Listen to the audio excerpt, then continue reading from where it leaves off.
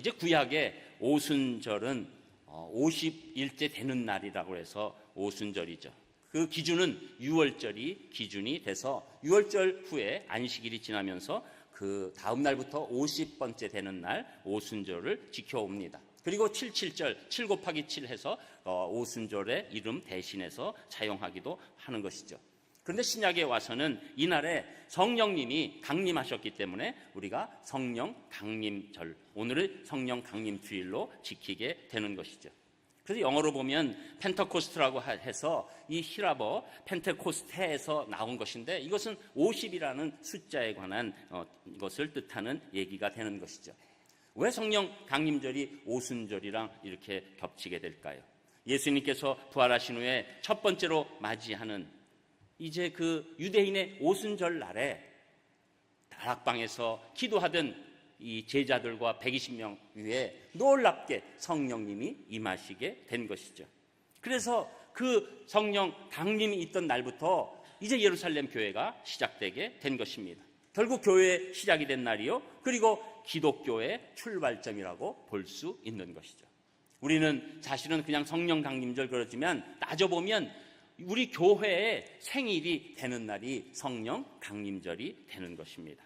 그래서 우리는 부활절 후에 7주 후에 그 주일을 성령 강림절로 지키게 되는 것입니다. 그런데 여러분 여기서 보면 놀라운 게 있어요. 구약에서 이스라엘 백성이 가장 중요하게 생각하는 절기가 6월절이죠.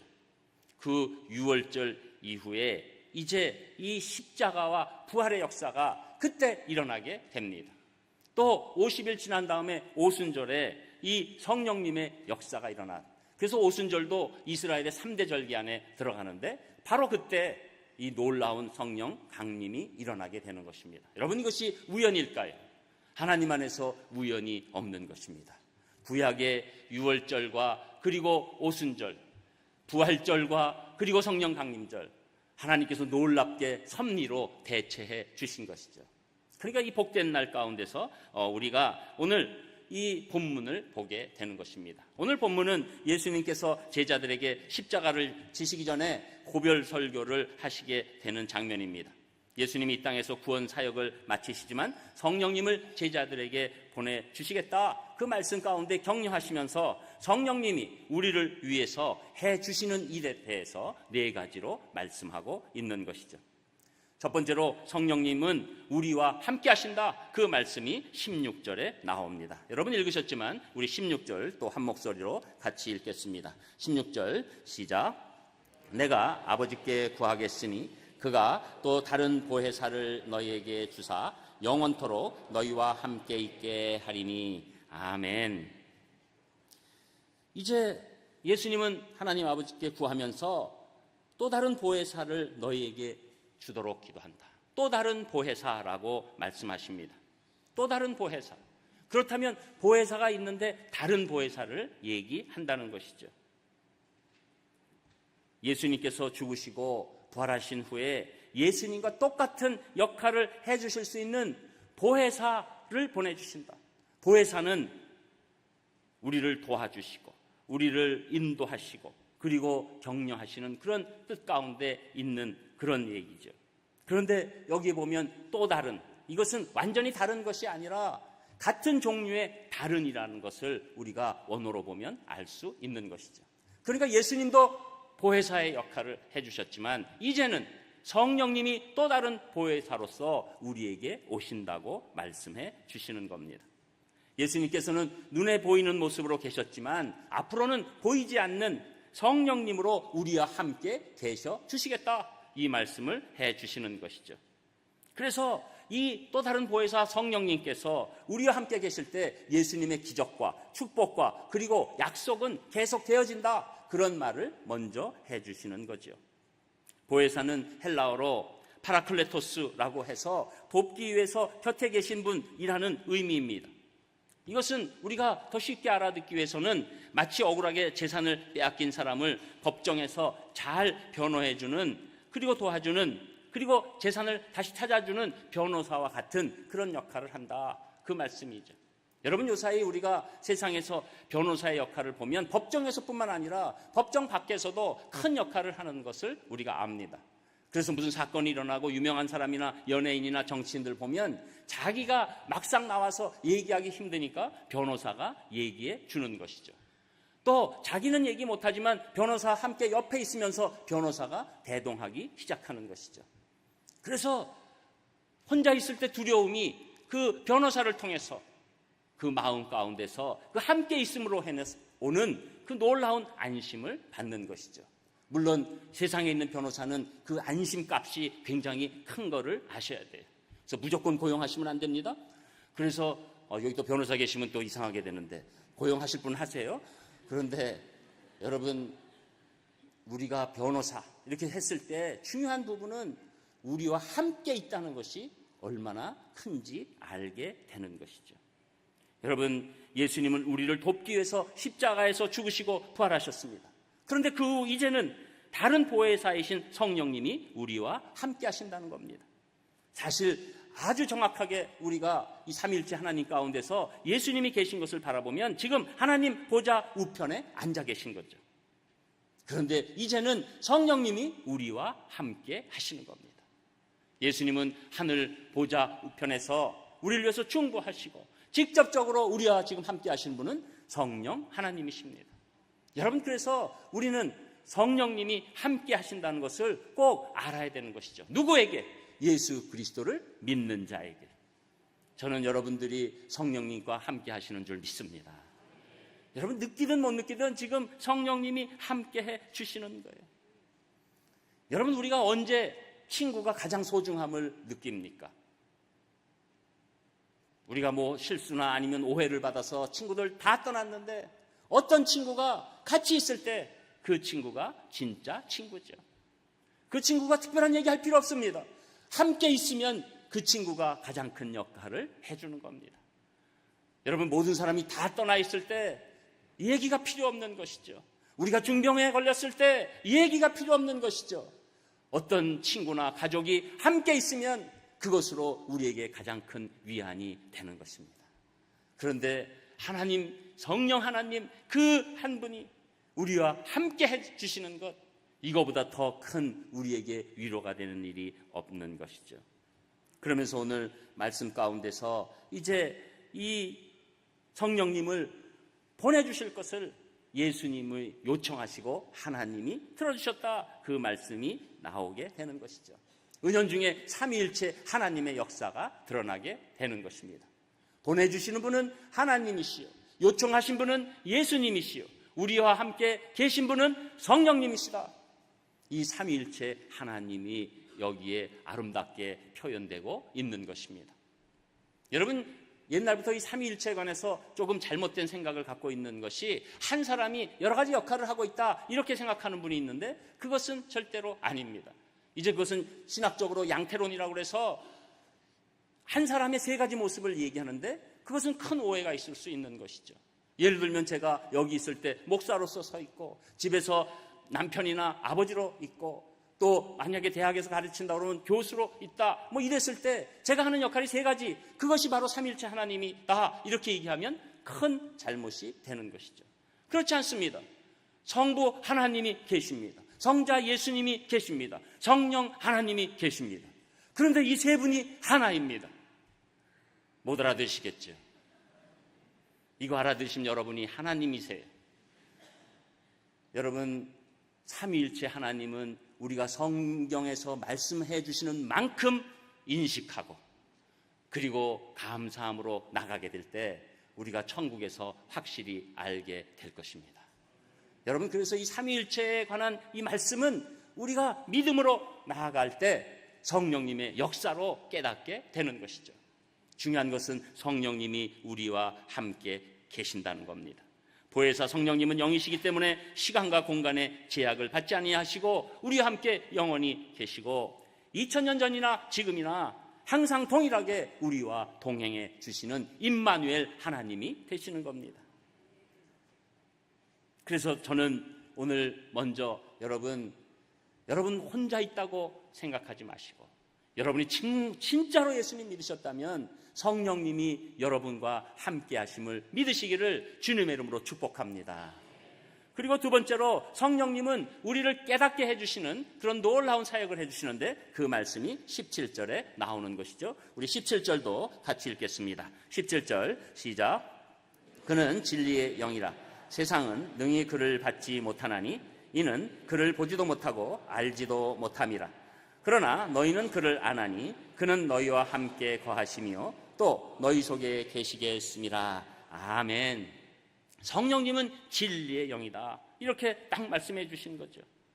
진리의 영이신 성령님은 우리를 진리 가운데 인도하십니다. 진리가 어디에 있습니까? 하나님의 말씀 가운데 있는 것이죠. 그래서 요한복음 16장 13절에 보면 그러나 진리의 성령이 오시면 그가 너희를 모든 진리 가운데로 인도하시리니 그가 스스로 말하지 않고 오직 들은 것을 말하며 장래일을 너희에게 알리시리라. 그래서 사실은 성령님은 하나님의 말씀, 예수님의 말씀을 우리에게 전달해 주시고 깨닫게 해 주시는 거죠. 성령님은 자신의 뜻이 아닌 하나님의 뜻, 예수님의 뜻을 우리에게 전달해 주시고 깨달음을 허락해 주시는 겁니다. 그러나 사단의 지배를 받고 있는 세상에서는 이제 성령님 알지 못합니다. 그래서 세상 사람들은 성령님과 동행할 수 없는 것이죠. 그러나 예수 그리스도를 믿는 우리 하나님의 백성들은 성령님을 알고 체험하게 되는 놀라운 경험을 갖게 되는 것이죠. 그래서 보혜사 성령님은 예수 그리스도를 믿는 하나님의 백성들과 함께 계시고 더 나아가서 십자가의 도와 하나님의 예수님의 진리의 말씀을 깨닫게 해주시는 겁니다. 진리의 말씀, 여러분 절대 인위적으로 깨달을 수 있는 게 아니에요. 아무리 세상적으로 많이 배운 사람이라 할지라도 하나님의 말씀을 깨닫지 못합니다. 여러분, 우리가 또 지금 예수 그리스도를 믿게 된 것 오직 성령님의 역사가 일어났기 때문입니다. 여러분, 세상에서 똑똑하다고 해도 예수님이 믿어지는 게 아닙니다. 지식이 많다고 해도 예수님이 믿어지는 것이 아닙니다. 십자가의 일이 단순한 사건을 얘기하는 것 같이 느껴지기만 하고 거기에 나의 죄악과 구원이 마음속 깊이 다가오지 못하는 안타까움이 생기게 되는데, 우리가 예수 그리스도를 믿는 과정에서 성령님의 역사로 예수님이 믿어지는 놀라운 시간이 임하게 되는 것이죠. 여러분, 사람이 똑똑하고 유능해서 예수님 믿게 된 것이 아니라는 것을 우리가 알게 되는 것이, 사람들이 막 어떤 노력을 다하고 개인의 수양이나 득도를 통하고 책을 많이 읽고 이런다고 해서 예수님 믿게 된 것이 아닌 겁니다.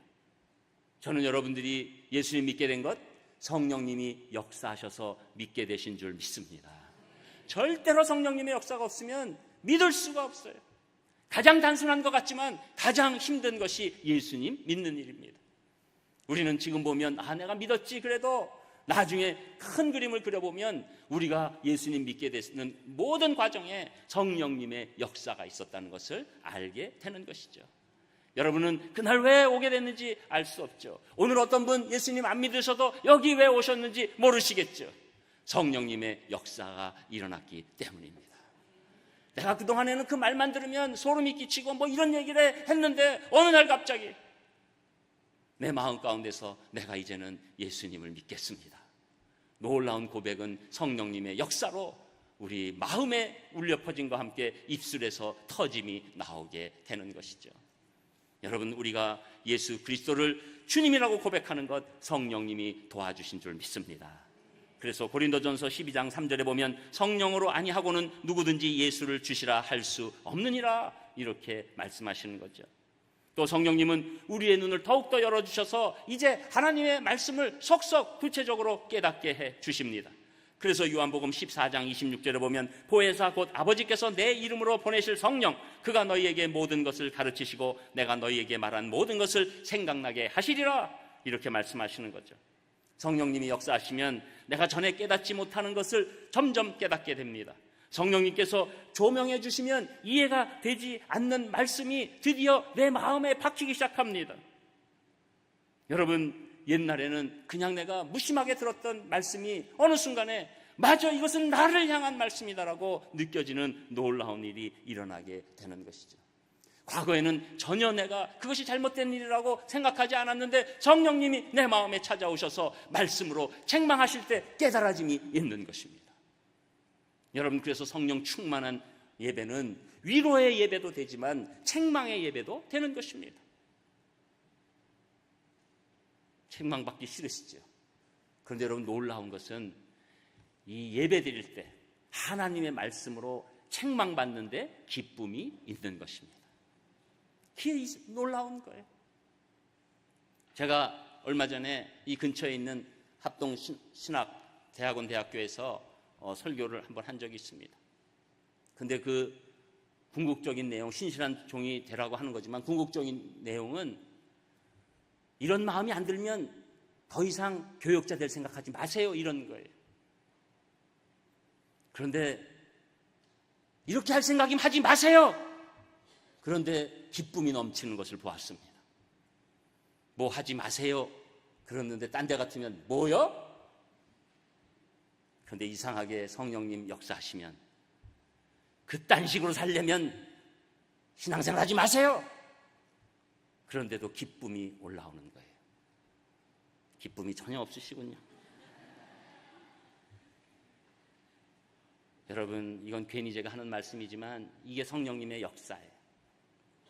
어떤 때는 하나님이 나를 책망해 주시고, 어떤 때는 내가 그런 거 부족했다는 것을 알려주시는데 이상하게 내 마음 깊은 곳에는 기쁨이 있는 것입니다. 저는 성령님이 여러분 위로도 하시고 책망도 하실 줄 믿습니다. 그때 여러분 어떤 상황이나 성령님이 주신 기쁨이 넘치시기를 주님의 이름으로 축복합니다. 여러분, 우리가 이 깨닫는다는 것, 하나님이 깨닫게 해주신다는 것, 이거보다 더 큰 복이 없는 것이죠. 그렇습니다. 우리가 이 예배 가운데서는 그렇습니다. 제가 죄인입니다. 그런 것도 깊은 곳에서는 기쁨이 있어요. 세상에서 여러분 보고 그런 죄 졌죠? 그러면 아니, 내가 무슨 죄를 졌다고 이러다가도 이상하게 성령님의 역사가 오면 그렇습니다. 제가 부족합니다. 제가 사랑이 없습니다. 제가 긍휼이 없습니다. 제가 아직도 죄성이 깊습니다. 제가 아직도 욕심이 셉니다. 제가 아직도 놓지 못하는 게 있습니다. 그 고백을 하는 가운데 하나님께서 하늘의 평강을 우리에게 허락해 주시는 것입니다. 그리고 세 번째로 성령님은 우리를 도와주시는데 그 말씀이 18절에 나옵니다. 우리 18절 또 같이 읽겠습니다. 시작. 내가 너희를 고아와 같이 버려두지 아니하고 너희에게로 오리라. 아멘. 예수님이 우리를 고아와 같이 버려두지 아니하시기 위해서 성령님 보내주신다는 거죠. 여러분, 우리가 고아가 아닌 부모님이 있는 상황에 가장 중요한 것이 무엇입니까? 부모님이 계실 때 우리가 어렸을 때 놀라운 이 육신적인 신체적인 도움을 받게 됩니다. 또 자라나면서 물질적으로 엄청난 도움을 받게 되지요. 우리가 한 자녀를 키우는 그게 얼마나 많으면 요사이 아이를 낳기를 우리 청년들이 두려워합니까? 이왕 낳은 아이들을 잘 키우기 위한 것은 좋은데 거기에 따른 비용이 너무 큰 것 같으니까 아이들을 안 낳게 되는 것이죠. 여러분, 물질적인 도움, 우리 자녀들 보면 알잖아요. 자기들이 막 고생해서 열심히 벌어서 우리한테 맡긴 것 같이 딱 우리에게 청구하지 않습니까? 엄청난 도움을 가져가면서도 아주 씁쓸하게 돌아가는 그런 모습들이 있잖아요. 왜? 엄청난 도움 당연히 받는 거니까. 여러분, 고아는 그렇게 못합니다. 고아는 그렇게 당연하게 못합니다. 그 엄청난 도움을 받는 것이죠. 그것뿐입니까? 어려울 때 정신적으로 얼마나 돕습니까? 또 신앙적인 도움, 영적인 도움은 얼마나 큽니까? 우리 자녀들이 힘들고 어려우면 그 어머니들의 기도가 얼마나 대단합니까? 이런 도움이 우리에게 필요한 건데 예수님은 너희를 고아와 같이 두지 않고 부모님보다 더 도와주시는 성령님을 보내시겠다, 이 말씀을 우리에게 주신 겁니다. 특별히 보혜사 성령님은 우리에게 오셔서 우리가 연약할 때 우리를 더 도와주시는데 그 말씀이 로마서 8장 26절에 이렇게 나옵니다. 이와 같이 성령도 우리 연약함을 도우시나니 우리가 마땅히 빌 바를 알지 못하나 오직 성령이 말할 수 없는 탄식으로 우리를 위하여 친히 간구하시느니라. 우리가 연약하게 되면 특별히 더 보혜사 성령님이 움직이시는 거죠. 여러분, 기도하는 어머니가 어느 자식 기도를 가장 많이 합니까? 지금 연약한 자녀, 위험에 처한 자녀를 위해서 더 열심히 기도하죠. 그 자녀를 더 사랑해서보다도 그 자녀가 연약하고 위험할 때 그 어머니의 기도, 부모의 기도가 있는 것처럼 우리 성령님은 우리를 이렇게 놀랍게 도우시는 분이신 거죠. 특별히 연약할 때 도우시는 성령님이 되시는 거죠. 그래서 오늘 로마서 8장에 나온 이 도우신다는 것을 원어로 풀어보면 이렇게 됩니다. 내가 감당할 수 없는 건너편에서 내 능력이 미치지 못하는 곳에서 내가 안고 있는 문제를 번쩍 들어서 옮겨 주신다. 인생을 살다 보면 우리 힘으로 도저히 해결할 수 없는 상황이 있을 수 있습니다. 거대한 바위 앞에 우리가 있는 것 같은, 또 한 걸음도 앞으로도 나갈 수 없고 뒤로 돌아설 수 없는 사면초가의 일들이 우리 앞에 있을 수 있지요. 그때 성령님께서는 놀랍게도 우리에게 찾아와 주셔서 그 거대한 바위를 걷어내시고 우리에게 온전한 길로 인도해 주시는 거죠. 이것이 성령님께서 우리를 도와주시는 놀라운 역사입니다. 여러분, 우리가 성령님을 의지하면 이런 일들이 구체적으로 나타나게 되는 것이죠. 가벼운 일부터 큰 일까지 성령님의 역사는 우리가 체험할 수 있는 놀라운 특권이 되는 것입니다. 여러분, 아직도 여러분이 이런 성령님의 역사를 체험하지 못하셨다면 오늘부터라도 성령님께 간구하시고 의지하셔야 합니다. 그래서 구체적으로 의지하셨을 때 여러분은 성령님의 역사를 체험하게 될 것입니다. 그리고 지금 도와주신다는 거예요. 앞으로가 아니라 지금 우리를 도와주시는 성령님의 역사가 있고, 또 성령님은 우리를 위해서 탄식 가운데 기도해 주시고 중보해 주시는 역사가 있다는 것이죠. 여러분, 그래서 우리가 이 성령님 하면 방언이라는 것에 관한 생각들을 하게 됩니다. 이 방언은 교단마다 여러 가지 입장 차이가 있죠. 순복음 교회 그쪽 교단 입장에서는 그래서 순복음이 오순절이라고 하는 것이 바로 오늘 이 성령 강림에 관한 부분을 강하게 하기 때문에 순복음 교회를 우리가 오순절 교회라고 얘기하고 또 오순절파라고 펜타코스탈리즘 이렇게 얘기하는데, 그분들이 가장 강조하는 것은 성령님의 역사가 방언으로 나타난다. 뒤집어 얘기하면 방언의 역사가 없으면 아직 성령님 못 받은 것이다, 이렇게까지 얘기합니다. 또 장로교 입장에서는 성령님의 역사 가운데서 방언은 있을 수도 있고 없을 수도 있다, 이런 첨예한 그런 의견 대립이 있는 것이죠. 그러나 제가 보면 성령님의 역사 가운데서 분명한 것은 성령님이 도와주시는 그 중보기도가 있다는 겁니다. 여러분, 방언기도의 특징은 우리가 내 뜻을 알지 못하고 하나님께 올리는 것이죠. 그리고 그것을 통해서 성령님의 그 탄식하심과 도와주심의 역사가 나타나기를 바라는 것입니다. 방언기도 우리가 사모하는 것 맞지만 또 방언기도 못 받았다고 해서 절망하는 것도 아닙니다.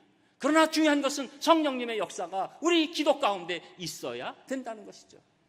저는 여러분이 기도하실 때 성령님의 그 놀라운 도우심을 바라고 기도하시기를 주님의 이름으로 축복합니다. 그때 세밀하게 여러분 가운데 찾아가 주실 것입니다. 그리고 성령님만이 우리를 강력하게 도와주신다는 것을 알게 되는 것이죠. 여기서 혹시 고아분이 계신가요? 어떤 분은 70 넘어서 두 분이 다 돌아가셨을 때 나는 이제 고아가 됐다. 이건 고아가 아닙니다. 여러분, 혹시 거의 드물겠지만 여기 계신 분 중에 고아로 계신 분이 만에 하나 계시다면 여러분 더 이상 고아가 아닌 줄 믿으시기를 축복합니다. 우리 부모님보다도 우리를 더 사랑하시는 하나님이 우리 부모님 되신 겁니다. 그리고 그 하나님 가운데 성령 하나님께서 우리를 고아와 같이 버려두지 않고 우리를 부모님보다 더 세밀하게 도와주신다. 여러분, 예수 그리스도를 믿는다는 것은 우리가 고아가 됐던 버려졌던 상관없이 놀라운 하나님의 도우심을 받는 존재로 바뀌게 된 것입니다. 저는 우리를 끝까지 도우시는 성령님을 여러분 의지하시기를 주님의 이름으로 축복합니다. 그리고 끝으로 성령님은 예수님과 연합하게 우리를 인도하셔서 예수님의 힘으로 살게 해주시는데 그 말씀이 19절, 20절에 나옵니다. 우리 19절, 20절도 같이 읽겠습니다. 19절 시작. 조금 있으면 세상은 다시 나를 보지 못할 것이로되 너희는 나를 보리니 이는 내가 살아있고 너희도 살아있겠습니다. 그날에는 내가 아버지 안에 너희가 내 안에 내가 너희 안에 있는 것을 너희가 알리라. 아멘. 자, 이제는 이 마지막 설교를 하시고 당연히 예수님이 십자가에 올라서 죽으시죠. 그러니까 조금 있으면 세상은 다시 예수님 부활하신 모습 보지 못했죠. 그러나 보는 사람이 있었는데 예수님의 제자들은 보게 된 것입니다. 그래서 그때 세상은 다시 못 보지만 너희는 나를 다시 본다. 그리고 그때는 내 살아난 모습을 너희가 보게 되고 너희도 살아있기 때문에 나와 함께 그 살아있는 삶을 같이 누리게 된다. 그래서 예수님은 부활하시고 40일 동안 제자들 앞에서 이 여러 가지로 보여주시고 인도하심이 있었습니다. 그런데 21절에 보면은 20절에 보면 그날에 이렇게 얘기합니다. 그날이 언제일까요? 바로 성령 강림절을 얘기하는 것이죠. 그날에 내가 아버지 안에 너희가 내 안에 내가 너희 안에 있는 것을 너희가 알게 된다. 놀라운 일이 성령 강림절에 일어나서 드디어 이 그날에 1차적으로는 성령님이 강림하시는 그 놀라운 모습을 제자들이 보는 그 아름다운 시간이고 더 나아가서는 종말의 날까지 그 날을 보게 되는 것이죠. 그래서 보혜사 성령님이 오순절에 강림하신 이후 지금 우리가 믿고 있는 이 순간까지도 예수님을 믿는 자들에게는 내가 아버지 안에 너희가 내 안에 내가 너희 안에 있는 것을 너희가 알게 된다. 삼일체 하나님이 우리와 함께 계신 것을 우리가 깨닫고 알게 된다는 것이죠. 여러분, 예수님을 믿는 자들에게는 제자들처럼 성령님과 접속하는 은혜가 임하는 것입니다. 우리가 예수님을 지금 믿는다는 것은 성령님과 접속이 된 것입니다. 특별히 여러분 오늘 예배드려서 여러분 마음이 활짝 열려 있으면 여러분 성령님이 여러분 마음에 접속되신 것을 믿으시기를 축복합니다. 그래서 우리는 성령님이 우리를 주장하시는 마음이 되는 거예요. 이 놀라운 연합이 우리에게 일어나게 되는 겁니다. 이 놀라운 연합은 성령님과의 놀라운 연합은 이 내 마음이 달라지는 거예요. 예수님의 힘이 내 마음에 오게 된 것입니다. 예수님의 능력이 내 마음 가운데 임하기 시작하는 것이죠. 그래서 요한복음 15장 7절에서 8절에 보면 너희가 내 안에 거하고 내 말이 너희 안에 거하면 무엇이든지 원하는 대로 구하라. 그리하면 이루리라. 너희가 열매를 많이 맺으면 내 아버지께서 영광을 받으실 것이요 너희는 내 제자가 되리라. 여러분, 우리가 성령 충만하다는 것은 성령님의 역사로 말미암아 내 뜻과 하나님의 뜻이 갖춰지기 시작했다는 거예요. 여러분, 우리가 하나님의 뜻을 온전히 구할 수만 있다면 우리는 모든 것들을 바로바로 응답받을 수 있을 것입니다. 왜 우리가 응답 못 받습니까? 내 뜻과 하나님의 이 거리가 너무 멀기 때문이에요. 그러나 성령님이 임하시면 내 뜻과 하나님의 뜻이 가까워지는 것입니다. 내가 도저히 용서할 수 없는 사람을 용서하게 되는 것은 사람의 힘이 아닙니다. 하나님이 성령님으로 역사하셨을 때 내가 그 사람에 대한 긍휼함이 나오면서 용서할 수 있는 권세가 생기는 거죠. 여러분, 우리는 절대로 성령님이 임하시 아니하면 우리 죄성으로 살 수밖에 없습니다. 정죄할 수밖에 없습니다. 그러나 성령님이 임하시면 우리의 능력으로 사는 것이 아니라 하나님의 능력으로 살게 된다는 것이죠. 여러분, 성령님의 힘에 대해서 나는 그렇게 못 느끼는 것 같은데, 그러나 여러분 예배를 잘 드리는 분들은 절단코 저는 꼭 느끼셨을 줄 믿는 것이죠.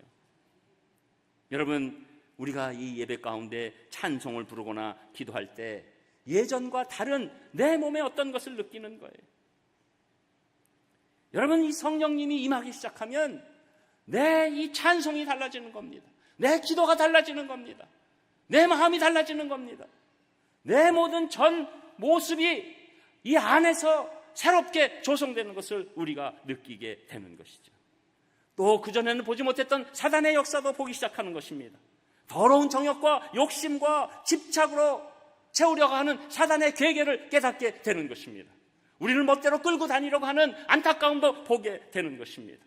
그리고 성령님을 체험하면 우리가 이 무엇보다도 예수님께 대한 절절한 사랑이 생기게 되는 것이죠. 옛날에는 삼위일체 하나님에 대해서 무감각했는데 이제는 머리가 아닌 가슴으로 느껴지기 시작하는 것입니다. 인간의 죄성과 육체의 본능이 무엇인지 가슴으로 이해되고, 그리고 인간의 한계와 불완전함과 연약함과 질병과 죽음에 대해서조차도 두려웠지 않습니다. 오히려 그 순간까지도 우리에게 주시는 담대함과 용기로 우리가 인생을 살아가게 되는 것입니다. 여러분, 우리는 약하고 미숙하고 온전치 못하고 불완전하지만 이제는 더 이상 그것이 중요한 것이 아닙니다. 우리 안에 성령님께서 계시기 때문에 우리에게 평강과 안심으로 인도해 주시는 거죠. 우리는 실수하더라도 다시 일어날 수 있는 힘이 공급됩니다. 그래서 우리는 담대하고 용기 있게 인생을 살아갈 수 있는 것이죠. 그리고 오늘 우리가 서로 수평찬양으로 격려한 것처럼 예수님 안에서 힘을 내세요, 이렇게 말할 수 있는 것입니다. 미안합니다. 너무 세게 해가지고 요들이 돼가지고. 근데 제가 바라는 것은 여러분이 내 힘으로 사는 것이 아니라 성령님의 도우심으로, 하나님의 힘으로 살기를 원하는 것이죠. 우리는 우리의 힘으로 절대 이 인생을 온전히 살 수 없습니다. 성령 충만함으로 하나님의 힘이 우리에게 임해야 되는 것이죠. 하나님의 힘이 임하기 시작하면 우리 인생은 달라지기 시작하고 예수 그리스도의 능력이 여러분의 능력이 되는 줄 믿습니다. 빌리 그레이엄 목사님이 설교 가운데 그리스도를 영접한 어린아이와 그의 아버지에 대한 그 예화가 하나 나옵니다. 어린아들이 예수님을 믿고 아빠에게 물었습니다. 아빠, 내가 한 번도 보지 못한 성령을 어떻게 믿으라고 해요? 전기공인 아버지는 그 방법을 가르쳐 주려고 아들을 발전소로 데리고 갔습니다. 아버지는 그곳에서 전기가 나오는 동력기를 보여주면서 말합니다. 저것은 우리 집을 따뜻하게 해주고 밝게 하도록 전기를 공급해주는 기계란다. 우리는 전기를 직접 볼 수 없지만 그 힘이 기계 속에서 나온단다. 그러니까 아들이 드디어 알았다는 듯이 얘기합니다. 아빠, 전기가 있다는 것을 이제는 믿을 수 있어요. 그때 아빠가 얘기합니다. 성령님도 마찬가지야. 성령님이 계신 것을 그대로 믿으면 성령님이 역사하시는 것이 우리 눈에 보이게 되는 거야. 저는 여러분, 성령님이 여러분 안에 계심을 믿으시고 성령님의 역사하심을 의지하는 귀한 분들 되시기를 주님의 이름으로 축복합니다. 기도하겠습니다. 하나님 감사합니다. 오늘 성령님 저에게 와 보내주시고 저희들 무엇이 간데 성령 충만한 인생을 살게 하여 주셔서 하나님의 힘으로 살게 해 주시는지요. 이제는 저희가 제 힘으로 살지 않고 성령님의 힘으로 살 수 있도록 인도하여 주시옵소서. 예수님 이름으로 기도합니다. 아멘.